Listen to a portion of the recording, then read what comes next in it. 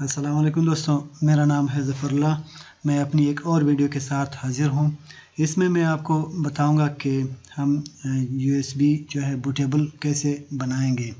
हम bootable USB क्यों बनाते हैं?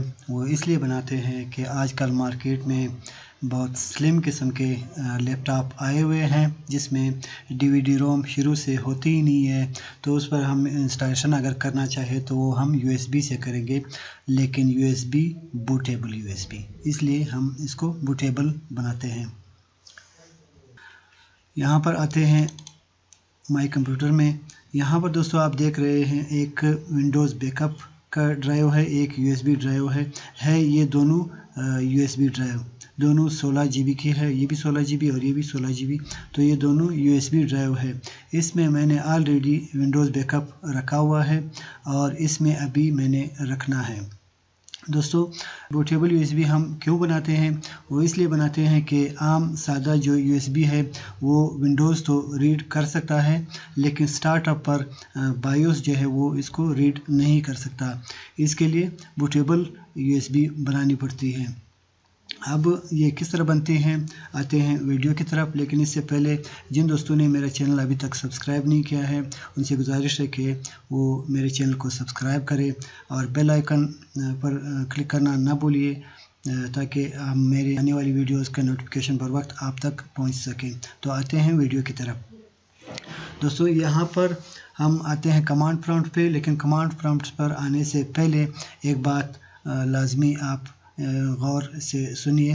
वो ये कि अगर आप बैकअप डीवीडी रोम से कॉपी कर रहे हैं तो कोई बात नहीं। अगर आप यूएसबी से कॉपी कर रहे हैं जिस तरह मैं कर रहा हूँ, तो इसमें आपने एक बात का ख्याल रखना है कि इसकी कैपेसिटी अगर अलग अलग है तो कोई बात नहीं। अगर दोनों एक जैसी है, दोनों 8 जीबी या दोनों 16 जीबी या दोनों 32 जीबी की है, तो फिर एक मसला हो सकता है।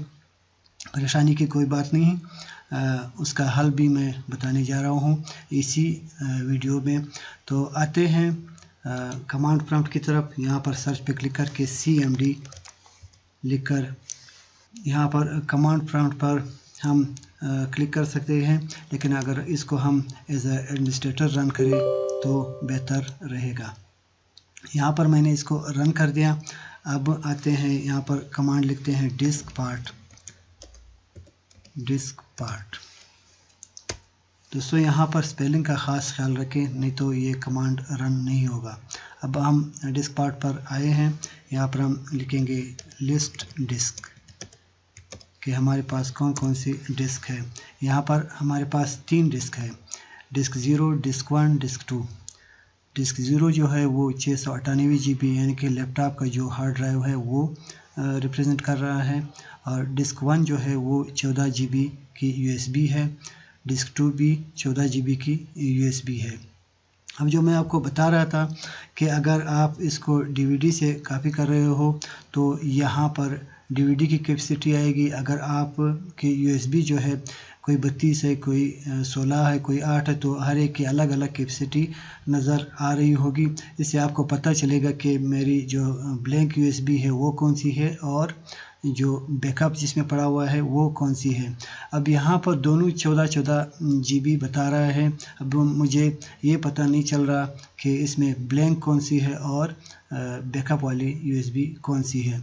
ऐसा ना हो कि इसको जब हम फॉर्मेट करते हैं तो मैं बैकअप वाली जो यूएसबी है उसको फॉर्मेट कर दूं और ब्लैंक यूएसबी ऐसी खाली रहे, तो मेरा जो बैकअप पड़ा हुआ है वो भी ज़ाया हो जाएगा। तो इस मसले से बचने के लिए आसान हल ये है कि हम कमांड प्रॉम्प्ट को क्लोज़ कर देते हैं। यहाँ पर जो दोनों यूएसबी है वो निकाल देते हैं लैपटॉप से। ये मैंने निकाल दिया। अब दोबारा इसको लगाते हैं। ये ब्लैंक यूएसबी मैंने लगा दी। अब आते हैं कमांड प्रॉम्प्ट पे, फिर CMD इसको एज ए एडमिनिस्ट्रेटर रन कर लेते हैं। यहाँ पर लिखते हैं डिस्क पार्ट। ये डिस्क पार्ट में हम आ गए हैं। अब लिस्ट डिस्क, यहाँ पर हमारे पास 2 डिस्क अभी आए हुए हैं, डिस्क 0 जो कि हार्ड ड्राइव है और डिस्क 1 USB है। इसको अभी सिलेक्ट कर देते हैं, सिलेक्ट डिस्क 1, ये सिलेक्ट हो गया। अब इसको हम करते हैं क्लीन।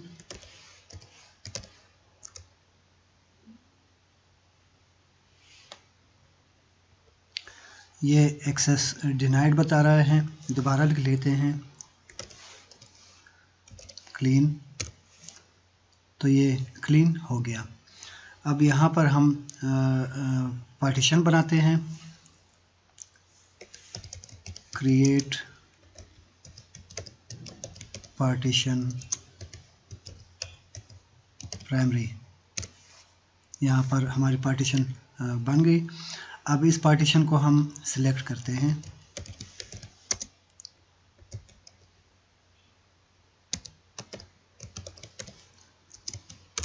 इसको हमने सिलेक्ट कर दिया। अब इसको हम फॉर्मेट कर देते हैं,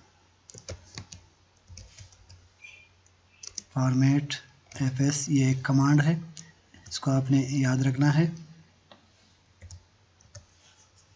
fs is equal to NTFS। दोस्तों यहाँ पर फॉर्मेशन के 2 टाइप्स होते हैं, एक होता है FAT32 और एक NTFS है। यहाँ पर मैं NTFS ही कर लेता हूँ।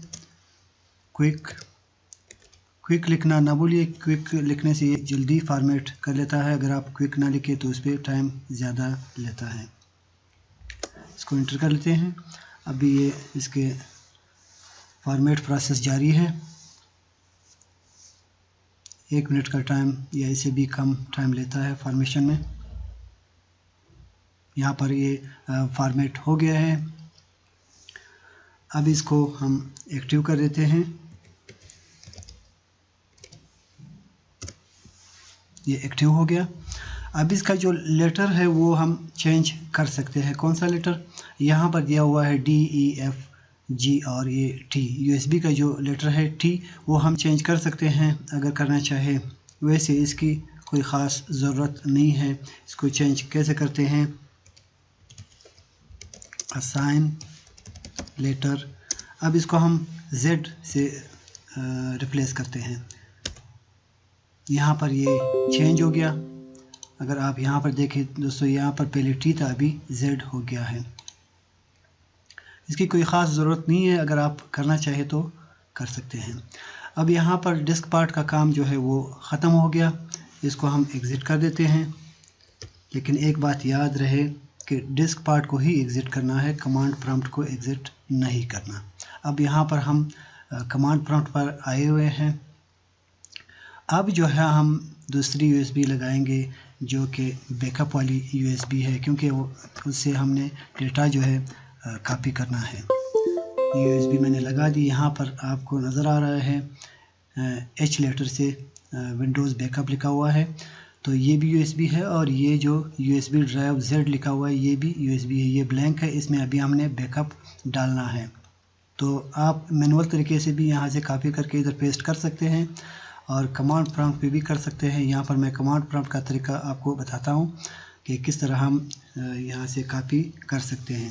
यहाँ पर कमांड है X कॉपी स्पेस, फिर आपने जो सोर्स USB है उसका लेटर देना है H :\,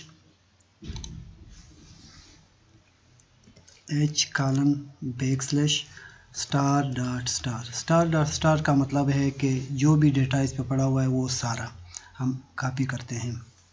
स्पेस /S /E/F, फिर स्पेस दे देते हैं। फिर जिस USB में हमने कॉपी करना है उसका लेटर देना है। यहाँ पर हमने Z दिया हुआ है, तो यहाँ पर हम इसको Z देंगे, Z : फिर \। बस इतना सा कमांड है, इसको आपने याद रखना है। इसको अभी हम इंटर कर देते हैं, तो हमारी जो कॉपी का प्रोसेस है वो शुरू हो गया है। ये 8 से 10 मिनट लेता है। यहाँ पर मैं वीडियो को पॉज कर देता हूँ। हमारी कॉपी का प्रोसेस हो गया मुकम्मल और हमारी बूटेबल USB है रेडी। अब हम कहते हैं कमांड प्रॉम्प्ट को बाय बाय, लेकिन इसके अपनी ज़बान में। ओह, ये क्या, USB तो ब्लैंक दिखा रही है, लेकिन कोई बात नहीं, इसको क्लोज कर देते हैं, दोबारा खोल देते हैं। यहाँ पर आपका डेटा आ गया है, लेकिन इसमें एक कमी है। गेस करें क्या? बिल्कुल आपने सही गेस किया। यहाँ पर ये आइकन भी नहीं आ रहा है और विंडोज़ बैकअप भी नहीं लिखा हुआ है। तो यहाँ पर इसको राइट क्लिक करके प्रॉपर्टीज़ में जाते हैं। यहाँ पर हम लिखते हैं विंडोज़ बैकअप। विंडोज़ बैकअप लिख दिया, बी को कैपिटल लिखते हैं, ओके। अब ये बिल्कुल रेडी, विंडोज़ बैकअप ये भी है और ये भी है, दोनों बूटेबल है। जो मर्ज़ी आप जिससे इंस्टॉलेशन कर सकते हैं। तो उम्मीद करता हूँ कि ये वीडियो आपको पसंद आई होगी। वीडियो पसंद आए तो लाइक करें, शेयर करें और चैनल को सब्सक्राइब करना ना भूलिए। मुझे अपनी दुआओं में याद रखें। अल्लाह हाफ़िज़।